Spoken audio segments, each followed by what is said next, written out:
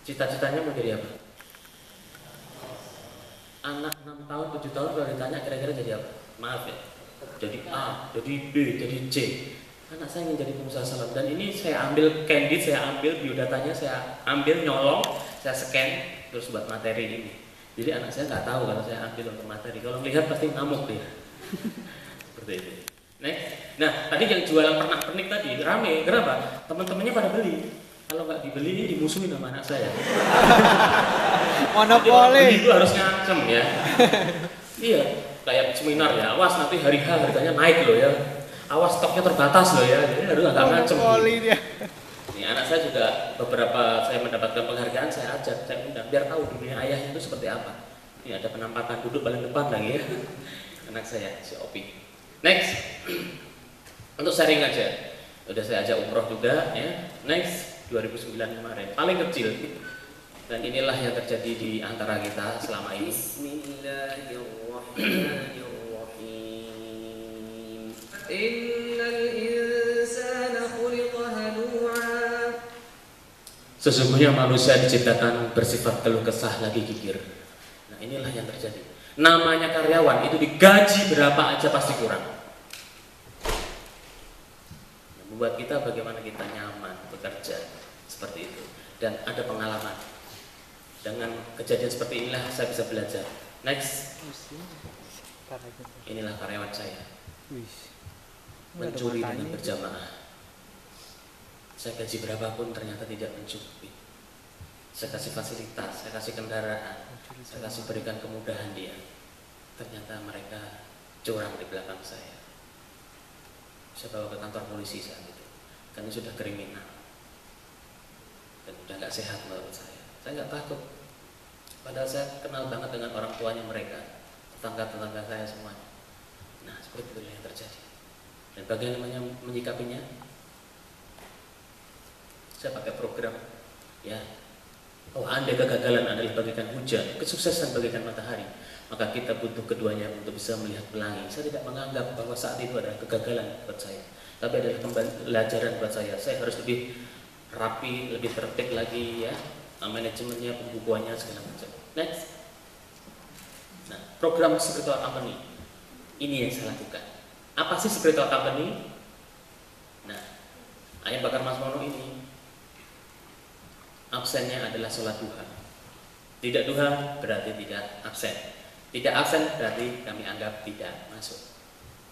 Setiap sholat Jumat outlet kami tutup untuk memberikan karyawan kami yang laki-laki untuk bisa sholat. Ada beberapa yang memang perempuan tetap tutup. Semuanya udah jadikan SOP buat saya. Sebelum operasional kita baca doa dan kita sholawatan. Bahkan bikin bumbu saya pun saya setelkan murotal. Bikin bakso saya juga punya bakso, saya setelkan murotal dan sholawatan di situ. Biar berkah. Dan tidak boleh merokok, dan kami sudah mengeluarkan beberapa karyawan yang tidak mematuhi SOP di kami. Mas Mono jahat dong kalau begitu. Kenapa? Itu memberikan aturan seperti itu. Bisa bayangkan berapa banyak saudara-saudara kita yang tidak bisa melaksanakan sholat Jumat. Berapa banyak kita punya saudara yang kadang sholat saja harus kucing-kucingan, harus gantian dengan temannya. Bagaimana kita melihat begitu banyak saudara-saudara kita yang tidak bisa melaksanakan sholat duha karena faktor absen segala macam. Nah ini jangankan disuruh, malah saya jadikan bukan hanya diberikan kesempatan, malah saya suruh mereka buat sholat duha. Apakah salah? Kenapa? Saya Muslim, karena saya Muslim. Mumpung omongan saya didengar, mumpung saya menjadi pemimpin di sini, mumpung saya menjadi amanah di sini, bahwa rezeki mereka lewat saya. Dan alhamdulillah sudah hampir 1000 saya punya karyawan saat ini. Saya tidak silau dengan orang punya cabang banyak. Saya tidak silau banyak orang punya omset sekian. Tapi saya lebih bangga punya karyawan yang setiap hari sholat. Saya bangga punya karyawan yang setiap hari sholawatan. Saya bangga setiap hari punya karyawan yang ada program pengajian seperti itu. Dan ini sudah kita jadikan SOP seperti itu. Next. Nah, program seperti ini saya mengawal bersama Ustadz Yusuf Mansur. Kemarin saya ke Kuwait, ke Qatar juga bersama Ustadz Yusuf Mansur. Di Jakarta juga seminar-seminar saya juga bersama Ustadz Yusuf Mansur juga seperti ini. Mengawal program ini setahun yang lalu. Acara halal bihalal tadi sebagian karyawan kita. Next. Menuju perusahaan berspiritual. Next. Mengajar karyawan dengan sholat duha. Siapa yang berani menyuarakan, menyerukan? Nikmat bos sholat duha. Saya bilang tadi, apabila rezeki masih jauh dekat, apabila masih di atas turunkan, di dalam perut bumi keluarkan, apabila masih haram halal. Nikmat 12 rakaat. Nah, Nabi ternyata ada seorang entrepreneur. Bahkan Nabi lebih lama menjadi seorang pengusaha daripada menjadi seorang rasul. Siapa bilang? Siapa yang ingin? Miskin beriman atau kaya beriman? Beriman. Miskin beriman atau kaya beriman? Orang miskin hidupnya buat dirinya sendiri. Kalau dia meninggal, dia akan dikenang sebagai orang kecil. Yang penting anak saya sudah kuliah, yang penting saya sudah haji, yang penting saya sudah punya rumah, punya mobil, punya kendaraan. Belum cukup. Bagaimana kita punya orang tua, bagaimana kita punya lingkungan kita. Karena sebaik-baiknya manusia adalah bermanfaat buat orang lain. Gak cukup segitu. Next. Coba diklik di tengahnya, sekali aja. Sekali aja, klik. Oke, udah.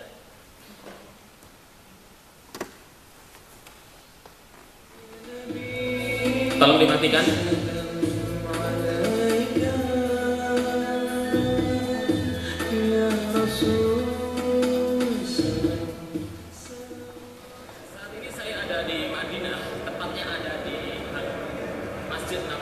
Gede dikit boleh?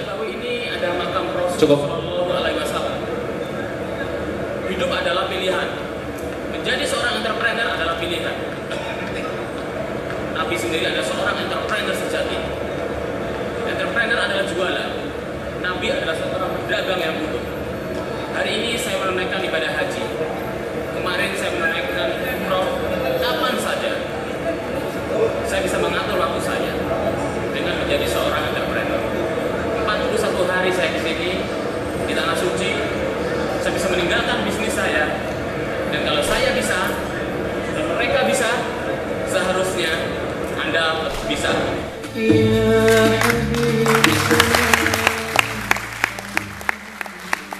Kita lihat sahabat-sahabat Nabi adalah orang-orang kaya. Nabi adalah orang kaya. Nabi belajar dagang umur 12 tahun, memulai usahanya sendiri umur 17 tahun. Berprofesi sebagai pedagang lebih lama menjadi 25 tahun. Menikah dengan mahar 20 ekor unta. Bisa bayangkan, bukan hanya seperangkat alat sholat saja. Kayak Umar bin Khattab, ya, sahabat-sahabat Nabi adalah orang-orang kaya. Istri Nabi pun adalah orang kaya, seorang saudagar. Bisa lihat perputaran duitnya 233 miliar per bulan. Kekayaan Umar bin Khattab. Cash flow per bulan dan propertinya tersebut 2,8 triliun. Mewariskan 70.000 properti. Bisa bayangkan. Sahabat Nabi Utsman bin Affan, simpanan uang, mewariskan properti sepanjang wilayah Aris dan Khaybar, beberapa sumur mata air senilai 200.000 dinar atau setara dengan 240 miliar. Bisa bayangkan teman, sahabat-sahabat Nabi, bahkan sahabat Nabi yang dijamin masuk surga pun ada seorang pedagang, seorang pengusaha, seorang entrepreneur yang sekali duduk 64 miliar. Dan beliau adalah Abdurrahman bin Auf.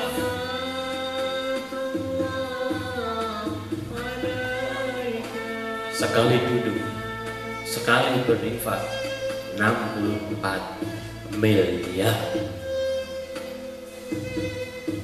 Bagaimana dengan kita, sedekah kita, zakat kita?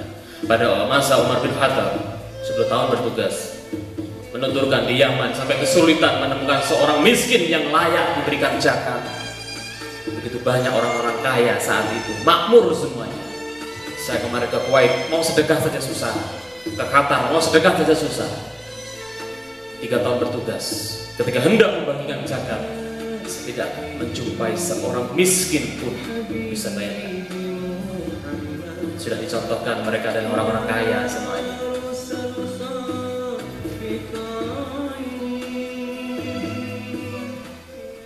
Ya, lanjut.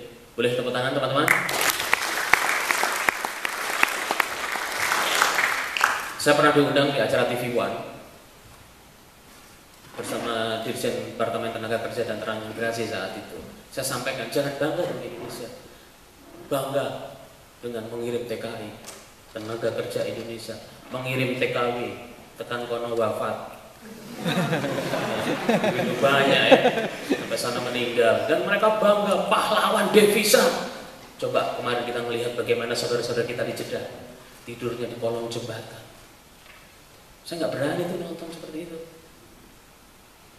Biarpun tampang saya Rembo ya, tapi hati saya Rinto.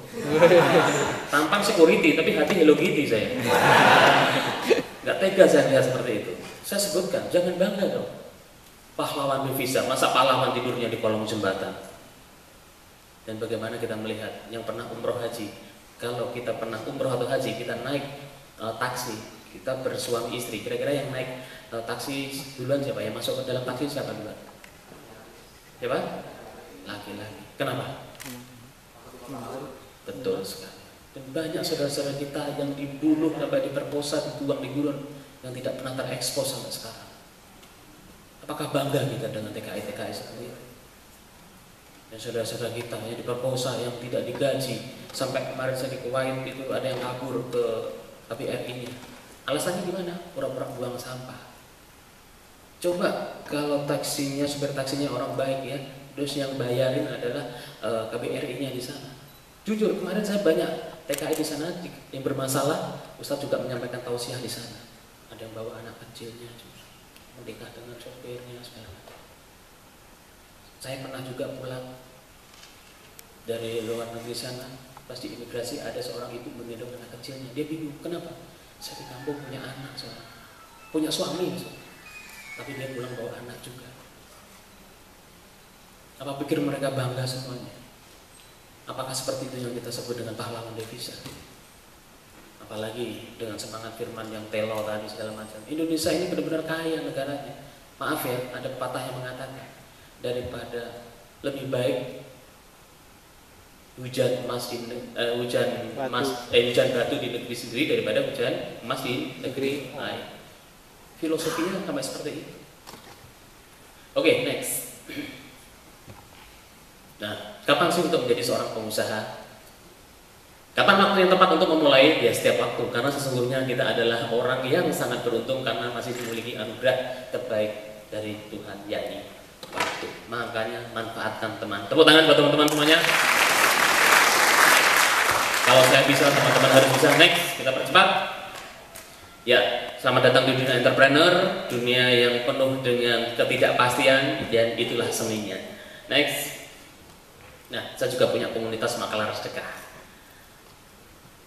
Komunitas Makalar Sedekah, ya, ada beberapa program kami adalah sharing bisnis, ini gratis. Next. Nah, setiap Rabu saya mengadakan acara sharing bisnis seperti ini, memberikan spirit wirausaha kepada teman-teman semuanya, dan ini adalah gratis. Alhamdulillah, Makalar Sedekah ini saya mulai tahun kemarin, bulan Januari kemarin, baru 9 bulan sampai sekarang. Dan alhamdulillah dalam 9 bulan ini saya bisa mengajak teman-teman follower saya bisa mengumpulkan sedekah hampir 4 miliar dari Twitter saja. Filosofinya adalah bahwa hadis mengatakan bahwa barang siapa yang mengajak orang berbuat baik, maka kita akan mendapatkan pahala yang sama. Nikmat kan? Ngajak berbuat baik aja kita dapat pahala yang sama. Kita niat baik aja sudah dicatat pahala, apalagi kita melaksanakan, kita action. Barang siapa yang ngajak orang berbuat baik, maka mendapatkan pahala yang sama. Dan alhamdulillah seluruh karyawan saya suruh duha. Dapat pahala nggak saya duha? Dapat. Kalau kita ngajak orang sedekah, kita dapat pahala sedekah? Dapat. Kita ngajak duha, dapat pahala duha? Dapat. Karyawan saya suruh sholat duha semuanya. Makanya sekarang saya nggak sholat duha lagi sekarang. Pahala saya masih banyak soalnya. Oke, next.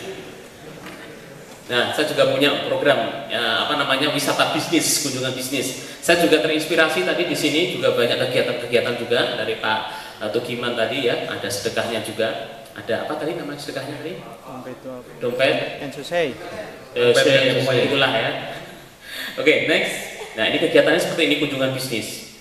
Ya, terus. Nah, kunjungan bisnis seperti ini. Saya memberikan coaching di outlet saya di Tebet. Dan ini ada foto-foto saya semuanya. Foto-foto saya tempo dulu itu semuanya saya cantum di dinding-dinding outlet saya. Ada saya tulisan di situ besar, ojo dumeh. Artinya apa? Kata bapak saya, jangan sombong jadi manusia. Saya tidak menjual kemewahan yang ada di outlet saya. Seperti ini bangku panjang, jadi kalau makan kayak di warteg begitu. Bangku panjang, meja panjang seperti itu. Next, nah ini beberapa kegiatan kami. Ya, kunjungan bisnis ke teman kami. Bagaimana sih proses bikin kebab segala macam. Next, komunitas saya. Nah ini kunjungan ke warung steak. Saya punya teman ini Mas Jody luar biasa. Mas Jody ini punya 1.300 karyawan, punya 56 cabang warung steak. Beliau punya rumah tahfiz.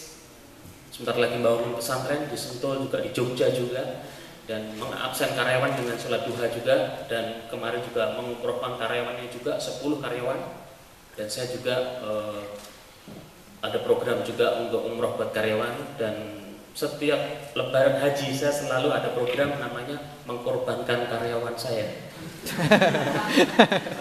Mengkorbankan karyawan, memberi hewan kurban buat karyawan itu loh pokoknya Pak. Tapi ada caranya, ya, caranya adalah hafalan surat-surat pilihan ya seperti itu. Next, ya ini kegiatan kami. Lanjut, ya saya punya makalah sedekah. Silahkan informasinya adalah di makalahsedekah.com, dan buku tersebut royaltinya juga buat sedekah. Dan saya di sini juga punya kaos-kaos eksklusif. Mas itu mana? Mas Dani coba maju sini Mas. Nah, ini kaos yang dipakai ini adalah produk saya. Seperti ini contohnya. Ada kaos-kaos yang 100% royaltinya buat sedekah. Ada CD motivasi juga buat sedekah. Buku ini dan juga royaltinya buat sedekah, dan ada umrohnya juga. Terus saya juga punya CD motivasi, saya juga punya album religi juga. Jadi Mas Pono ini selain entrepreneur juga penyanyi. Karena keterbatasan waktu ya. Ya. Albumnya seperti ini, album religi. Ini Biarkan Hati Bicara, ciptaan Ustadz Yusuf Mansur, dan ada prolognya juga.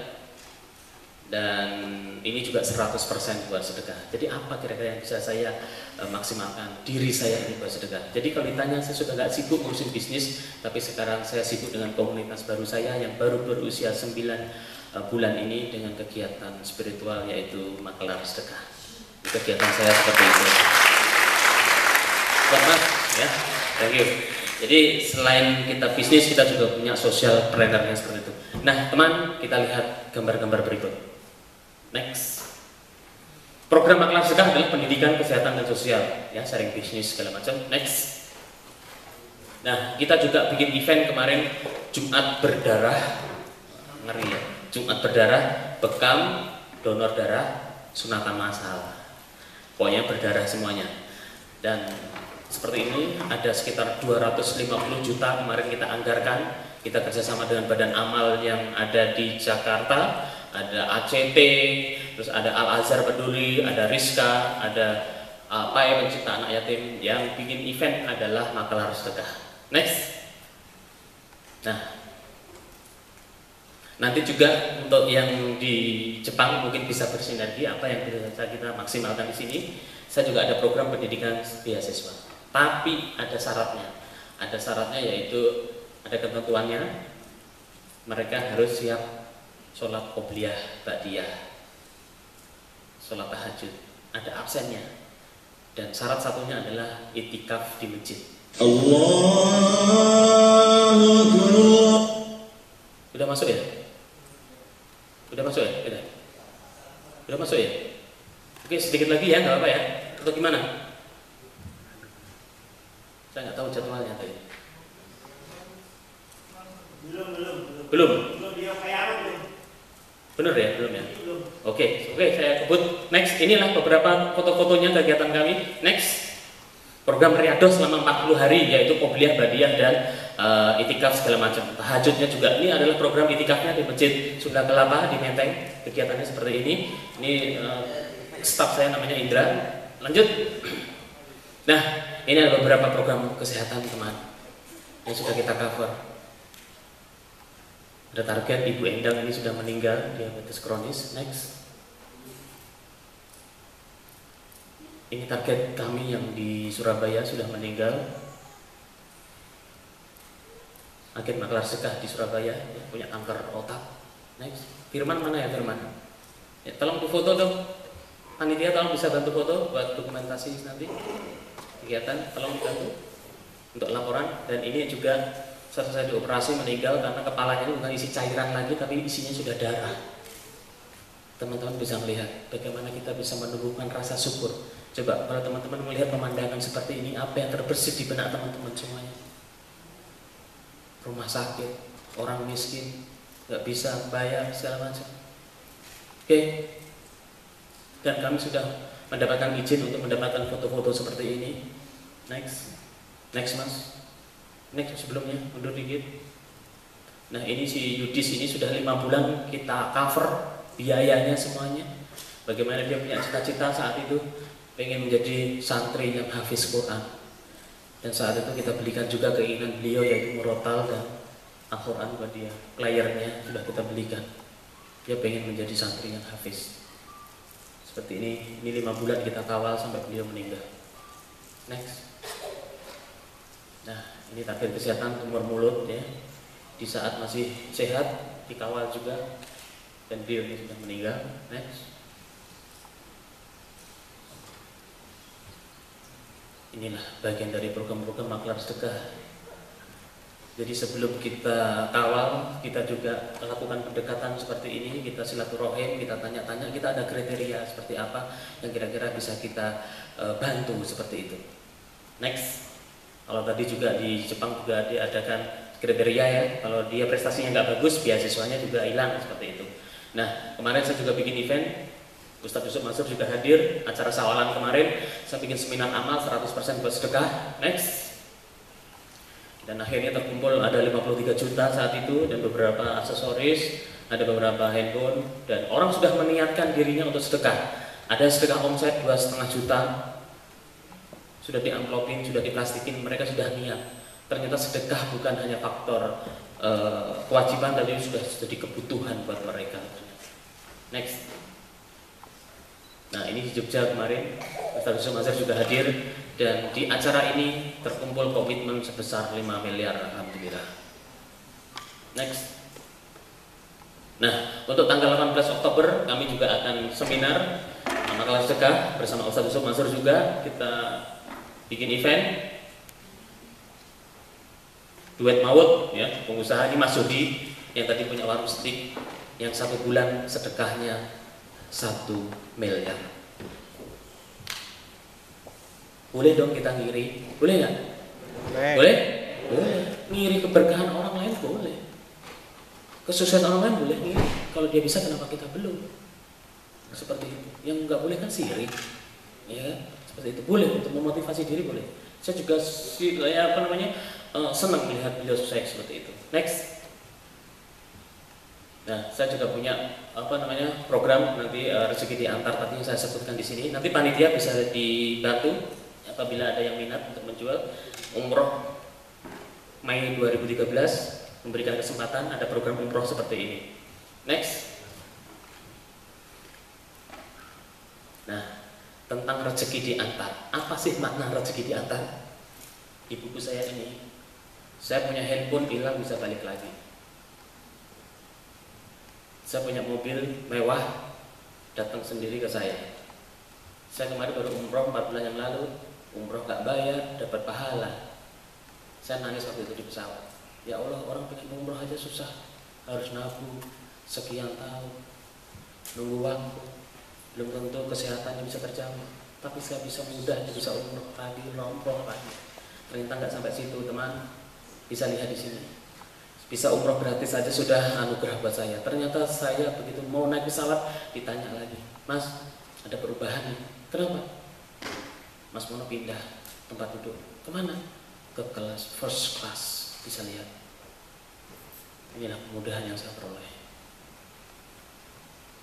Perjalanan 8 jam dari Jakarta ke Riyadh sampai ke Madinah, saya duduk dengan fasilitas seperti ini. Saya menyebutnya dengan rezeki diantar. Bagaimana? Rezeki kita masih dicari? Atau rezeki kita sudah dijemput? Menjemput rezeki? Atau rezeki kita sudah diantar? Oke, next. Lanjut, tepung.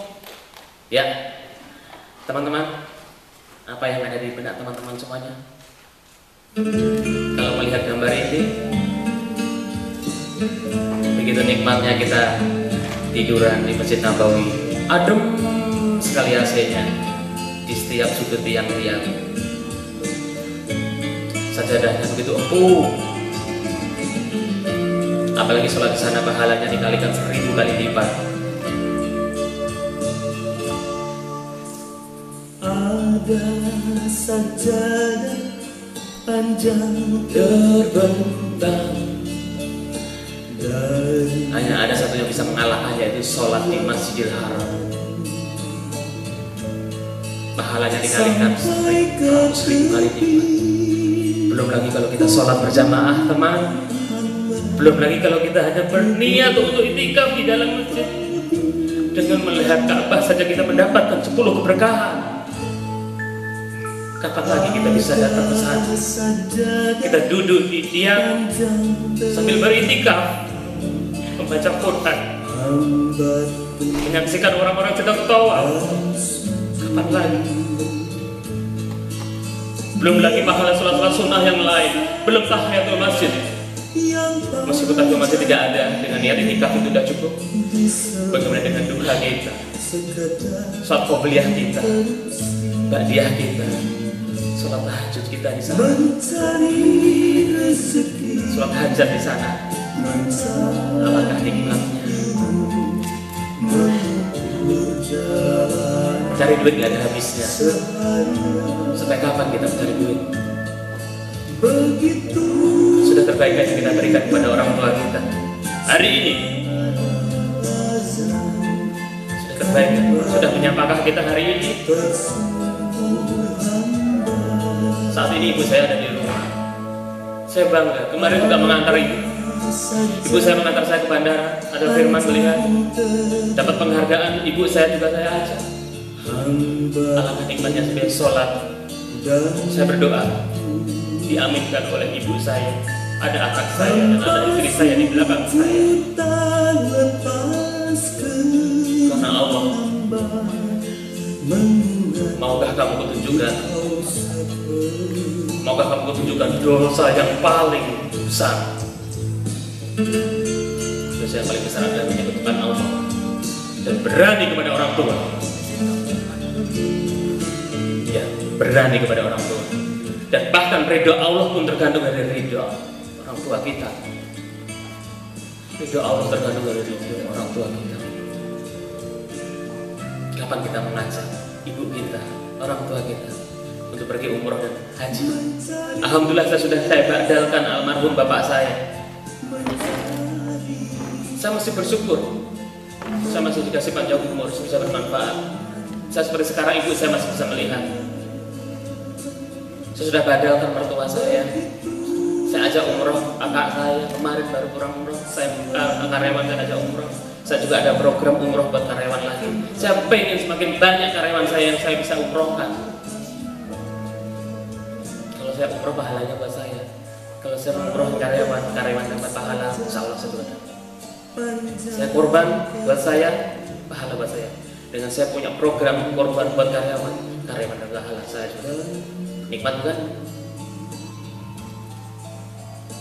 Bisa bayangkan tidur di depan Masjidil Haram, di depan Ka'bah 4 bulan yang lalu.